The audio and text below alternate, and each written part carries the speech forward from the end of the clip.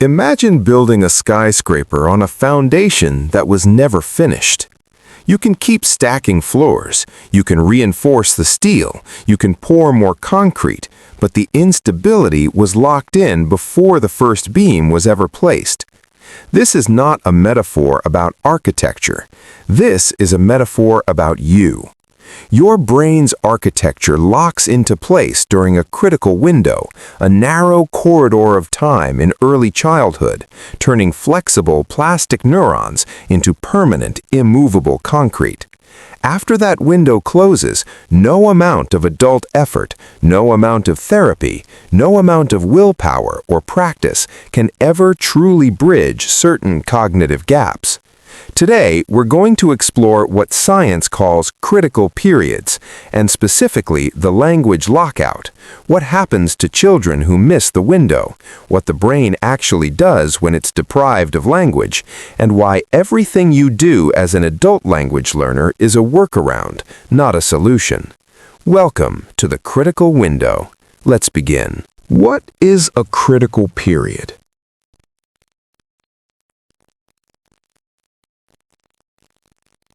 Before we get to the stories, and there are deeply unsettling stories coming, we need to establish a foundation. A critical period is a biologically defined window of time during which the brain is unusually receptive to specific types of input. During this window, the neural circuits responsible for a given skill, whether that's vision, motor control, or language, are highly malleable. They will shape themselves around whatever stimulation they receive. Think of it like wet concrete. While it's wet, you can carve anything into it. You can leave a fingerprint, write your name, press a flower into it. But once it dries, it is done. Whatever shape it has, that is the shape it will keep. Neuroscientists have identified critical periods for many domains. There's a critical period for binocular vision. If one eye is covered during infancy, the visual cortex allocates nearly all its real estate to the other eye permanently. There are critical periods for pitch perception, for emotional regulation, and most dramatically of all, for language. The language critical period is widely considered to close around puberty, somewhere between ages 10 and 13. But within that window, there are even narrower sub-windows. Phonetic acquisition, the ability to hear and reproduce the sounds of a language, appears to close as early as age 5. Some researchers believe it begins narrowing at just 6 months of age. 6 months! That's how early the clock starts ticking. The language lockout, feral children, and missed windows.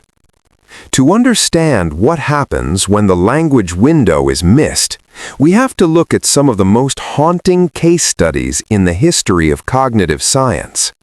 These are the stories of feral children, children who, through profound neglect, isolation, or, in rare cases, survival in the wild, grew up without meaningful human language exposure during their formative years.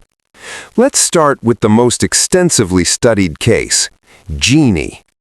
In 1970, a 13-year-old girl was discovered in Los Angeles. She had spent the vast majority of her life locked in a small room by an abusive father. She had almost no exposure to spoken language.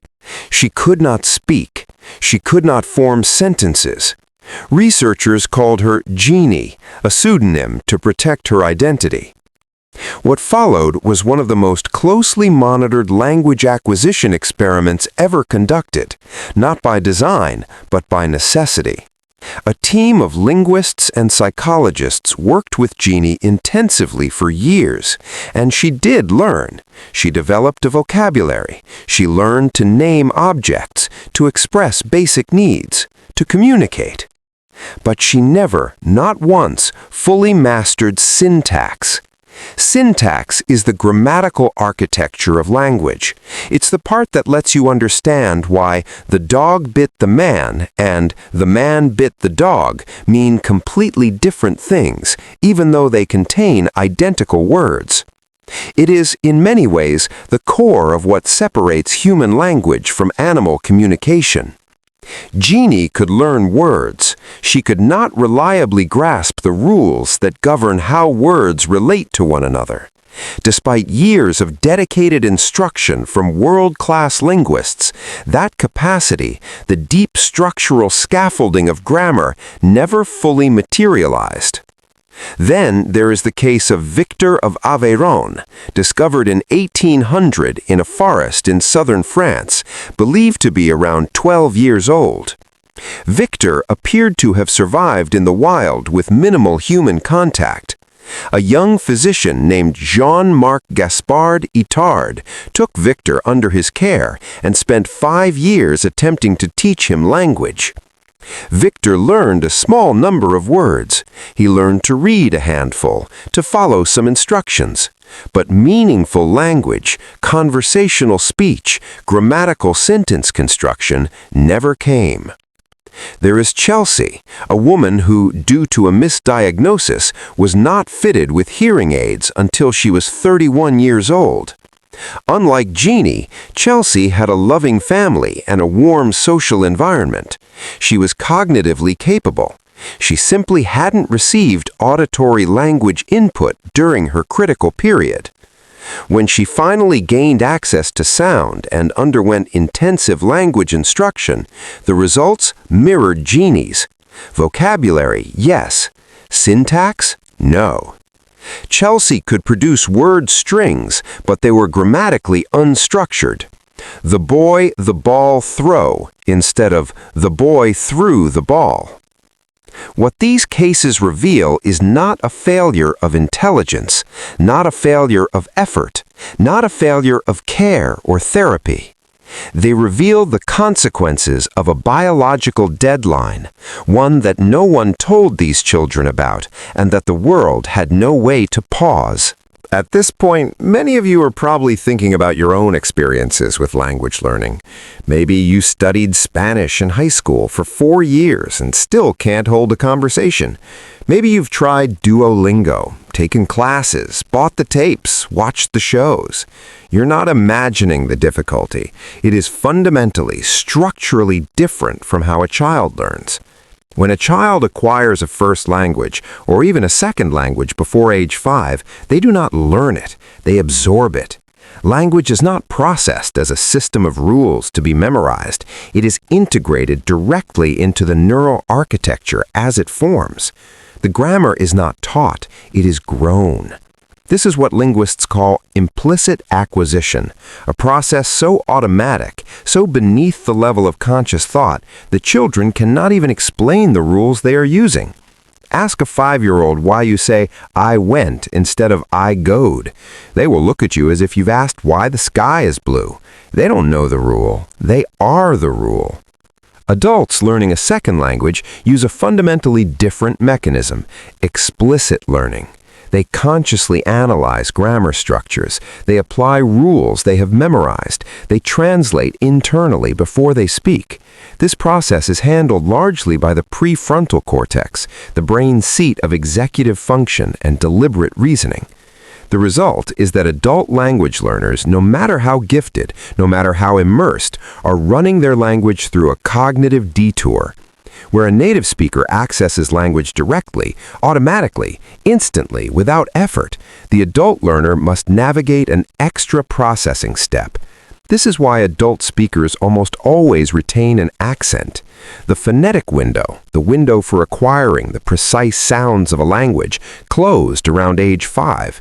Your auditory system literally cannot hear certain phonetic distinctions anymore, not because you lack intelligence, but because the categorization filters were set in early childhood and are now fixed. Japanese native speakers, for example, famously struggle with the English L and R distinction, not because of any deficiency in the Japanese ear, but because Japanese does not distinguish these as separate phonemes. The Japanese auditory system, trained in infancy, categorizes both sounds together. Correcting that categorization in adulthood is not impossible, but it requires years of deliberate practice to achieve what a child achieves in weeks, effortlessly, through play. Some adult learners do reach near native fluency. We should be clear about that. It is possible to learn a second language to an extraordinarily high level as an adult. But research comparing the brain scans of adult-acquired bilinguals with childhood-acquired bilinguals consistently shows a key difference. The adult's two languages are processed in overlapping but slightly separate cortical regions. The child's two languages integrated in precisely the same region. One architecture, two languages, complete native ownership of both. The adult learner builds an annex. The child builds into the foundation. What this means for the world.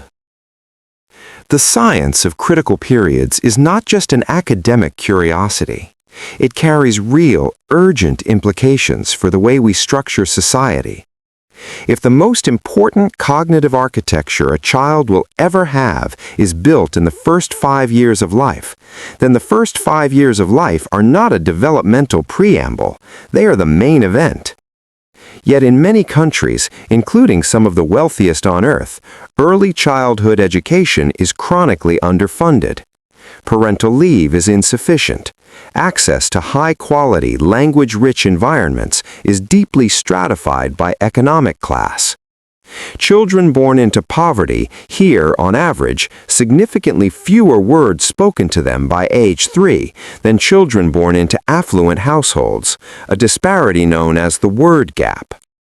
The word gap is not just a measure of vocabulary, it is a measure of neural architecture.